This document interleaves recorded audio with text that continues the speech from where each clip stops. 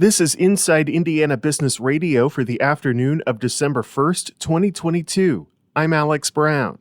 The Carroll County Economic Development Corporation this week announced an effort to create an economic development strategy for the Hoosier Heartland Industrial Park near Delphi. Executive Director Jake Adams says the 60-acre park has struggled to attract businesses for the last several years. We've really struggled a little bit with the identity of what we wanted the industrial park to look like from an employer standpoint, what businesses we were going to attract. That really has created the conversation and a renewed focus on who our partners are going to be to help us identify that. The organization is partnering with commercial real estate firm 92C Partners and advisory firm Katz Sapper & Miller, both based in Indianapolis, to develop the strategy. New Jersey-based Catalent is laying off some 400 workers at its facility in Bloomington this week. Catalent over the last 2 years has ramped up production of COVID-19 vaccines in addition to other products, though demand for the vaccines has declined, and the company says it needs to reduce costs. A local firm that provides staffing services for the life sciences industry announced yesterday that it plans to move into a new headquarters next month in Fishers. Harba Solutions plans to occupy space in an office near the Nickel Plate District and add nearly 30 jobs in 2023.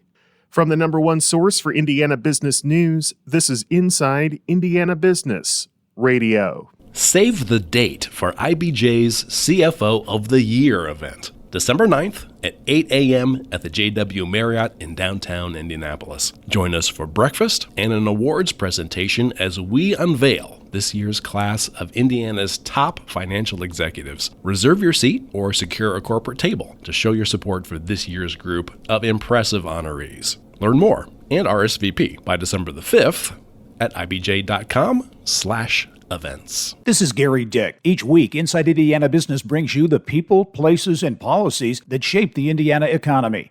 Be connected with Inside Indiana Business Sunday mornings at 8 on the IIB YouTube channel or check local listings for the show in your area. The results of a survey commissioned by Radius Indiana reveal Southern Indiana employers expect to boost workforce pay over the next 12 months, while 3/4 of respondents also intend to grow staff. The 2022 Radius Indiana Wages and Benefits Survey provides up-to-date labor market information in the 8-county region and how it compares to the state of Indiana and the U.S. Radius says 92 firms participated in the survey and shared compensation data for more than 13,000 worker roles. Among the survey findings, jobs in the technology sector saw average wages increase more than 19% from 2018 to 2022. Workers in the production and logistics sectors saw a nearly 5% wage increase. Radius CEO Jeff Quill says the survey included 63 job classifications ranging from customer service and receptionist to production workers and logistics.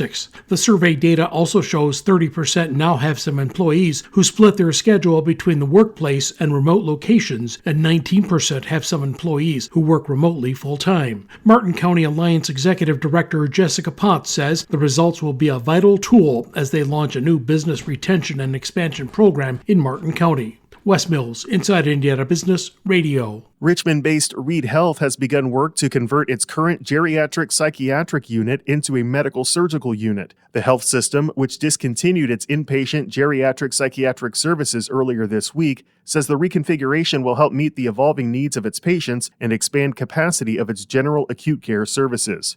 The project will include 32 additional inpatient surgical beds as well as technological and physical upgrades that Reed Health says will result in a state-of-the-art unit specializing in strokes and general surgery recovery.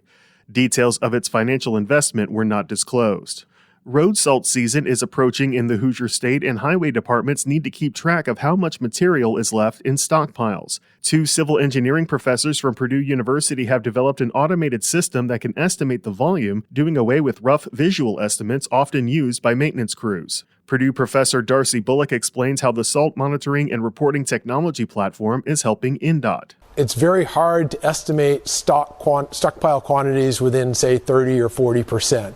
So what the smart sensor technology does is it allows us to use a collection of cameras and LiDAR to accurately estimate the pile behind me within about 1%. Purdue says the next steps for SMART are to package the system to be permanently mounted for automated data collection and to strengthen its ability to work in storage facilities with domed rooftops.